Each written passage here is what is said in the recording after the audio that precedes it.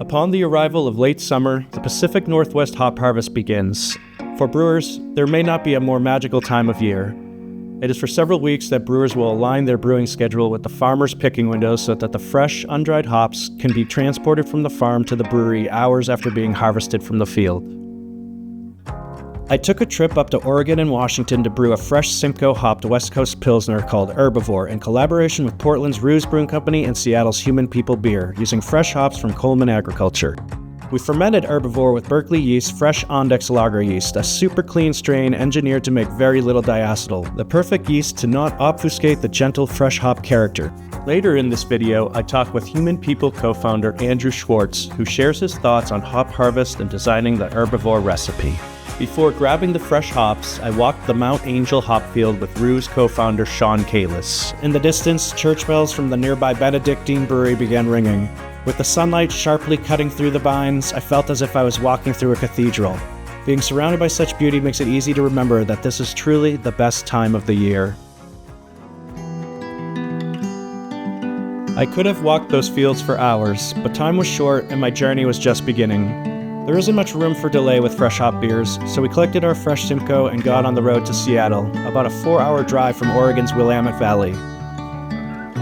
The Simcoe hops were smelling so incredible. I was excited to get them into the wort at Stoop, the brewery where Human People brew. I called the brewery and shared my ETA. It looked like I was right on schedule.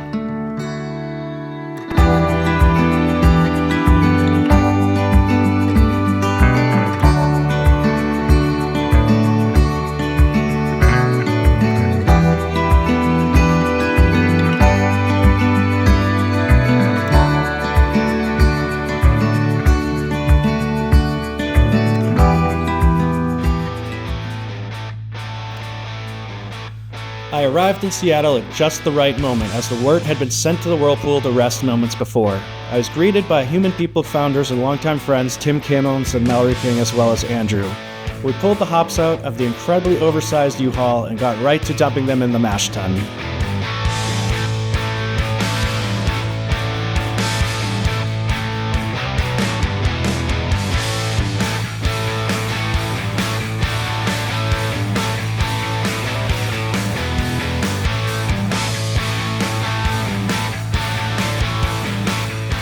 After adding the wort to the Simcoe cones, we continuously punched down the floating hops. The smell was intoxicating.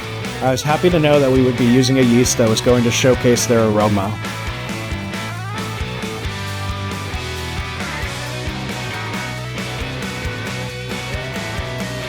With the yeast pitched, Andrew and I had time to sit and chat.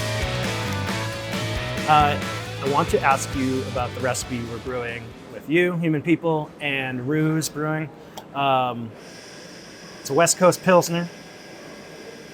Why don't you talk about, I was there, but I want to hear from you how we kind of built that recipe out. I mean, it was great to work with you and Sean from Ruse because, you know, you have a brewing background and that was awesome. And then Sean and I have known each other for a long time. We just recently made a sort of similar beer, West Coast Pilsner, for their anniversary.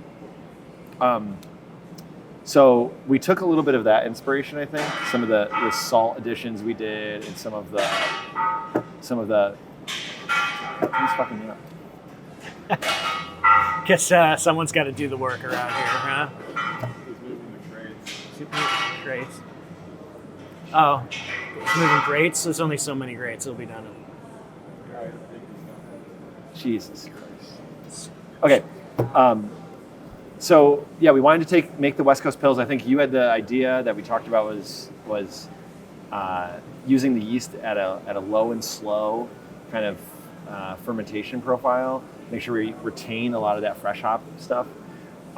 As a new brewery, we've only made previously one fresh hop beer, so we really leaned on Ruse and their experience making fresh hop beer. I mean, they've made so many of them. Portland is fresh hop capital, so.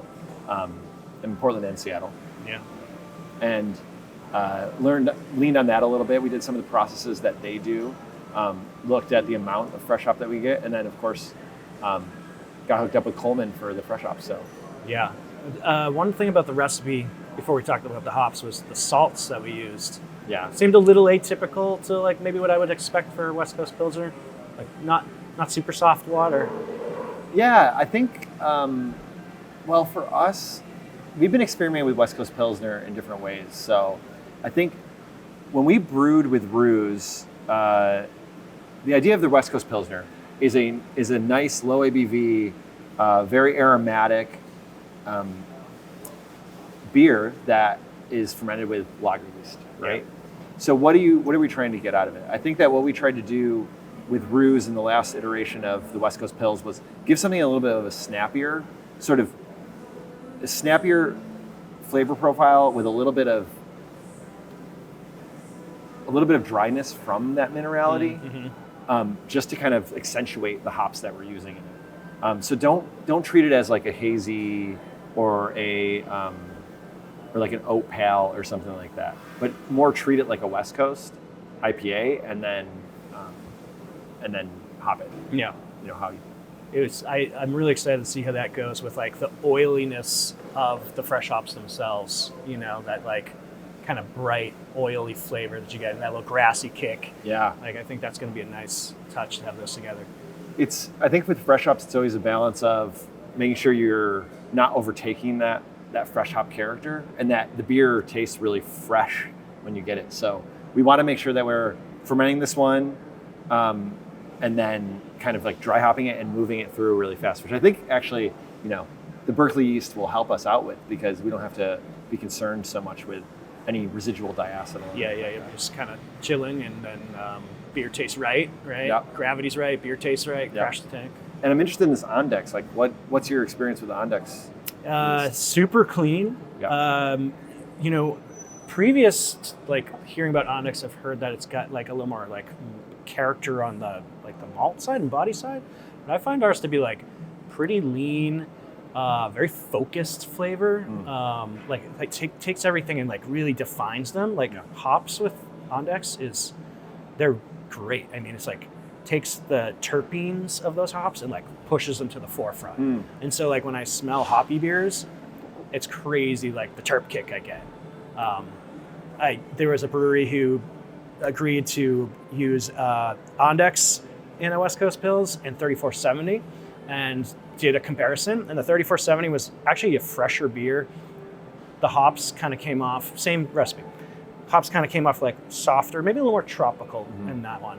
And then the ANDECHS, which was an older beer, seemed fresher and more terpene focused. And I was like, that's really cool. Like this beer is 2 weeks older and it tastes 2 weeks fresher. Right. Like pretty stoked on that.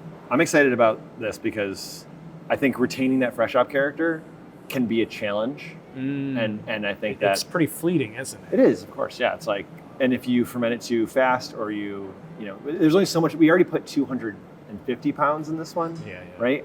And it seems like almost not enough, So you want to put even more in there. That's kind of, and I don't have as much experience as people around here do, but that does seem to be the consistent story that these beers tell. It's like first week, really magical, and then they fall off really fast. And that's the beautiful ephemeral quality of them, but it's like, it'd be nice to keep that a little bit longer too. Yeah. After all that work and whatnot. Yeah.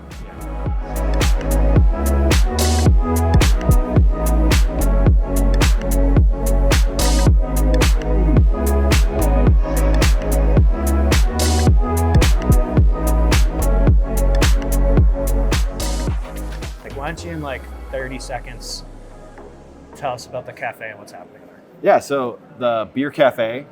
That was our tasting room. We don't have we brew out of another facility, so we didn't have our own tasting room, so we wanted to open something. And it's somewhere in Seattle, in a neighborhood, close to a lot of houses. So that's what we wanted human people to be, like to be in that location. And when we couldn't find a brewery that was quite in the neighborhood, we ended up looking for a tasting room that was like that. Instead of being in a warehouse area or somewhere like on the outskirts of town, we're in a spot where a lot of people live. So the beer cafe is open at 8 a.m, serves coffee, and then transitions into lunch, and then beer whenever you want it. Beer, wine. Yeah, beer, wine. wine has always been something that we've been excited about. I've been excited about as someone that's interested in fermentation. It's a whole other world, but Mal does a really good job of curating the wine. Winemakers are amazing. They're super passionate people. I think that, like, as a brewer, we get along, and we're like very kindred, in that, Sure. in the creation of something. Absolutely. But it's been really fun in Seattle because the wine that we've been looking for, we've made a lot of really good connections with other shop owners and winemakers and distributors that, like, come in and, like, are excited about what we're doing and excited about showcasing wine and stuff like that. So it's been really, really great.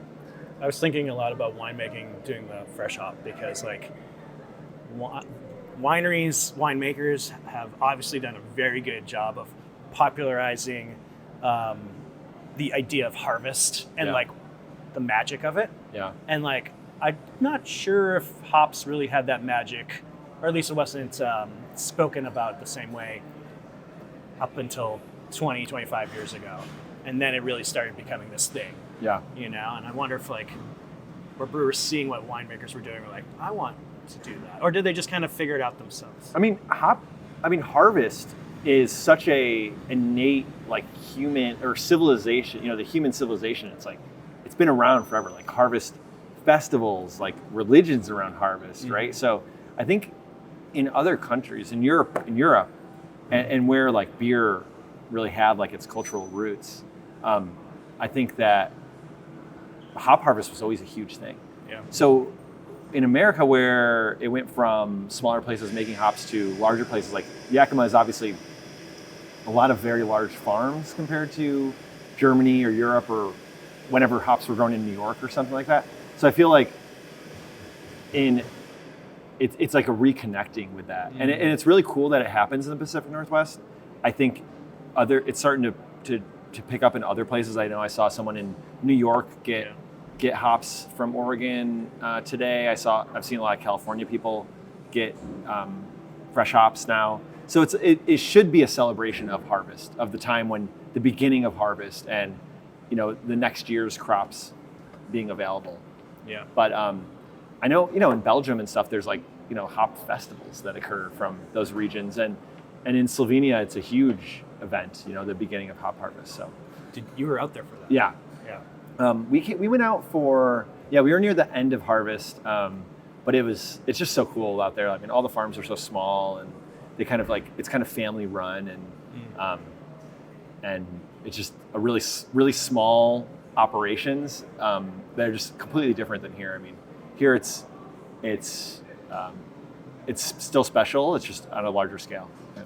Like, we don't live on farms anymore. Some people do, but many of us don't. Right. So, like, I think we see this as this opportunity to, like, connect with the land. Yeah. And, speak with the farmers who we have so much respect for, get in tune with the land, get in tune with the product in a way that you can only do once a year. We're lucky that we have the ability to dry hops and use them throughout the year for many years, honestly, right? But, like, there is something so magical about that freshness, that moment, and flavor profiles and aroma profiles that you can't get any other time of year. And no matter how much you say you can freeze dry fresh hops, it's not going to be the same thing as freshly picked off the vine, right? Yeah. And it really is. It's not a flavor that I want all the time, like the fresh hop thing, and you can't have it all the time. Mm-hmm. It's a very unique, like, once in the season. Appreciate flavor. it in that moment. Yeah. And that's it's really cool. I think it's definitely one of the most magical experiences I've had, reconnecting with how things are grown. Was, like, the first time I ever went to harvest, was that experience. Andrew, thanks for having me in your brewery. I'm so stoked to brew with you. I've known you for years. You're a good friend, maybe even better brewer. Oh, thanks so much, Tim. Cheers. Here's to human people. Here's to human people.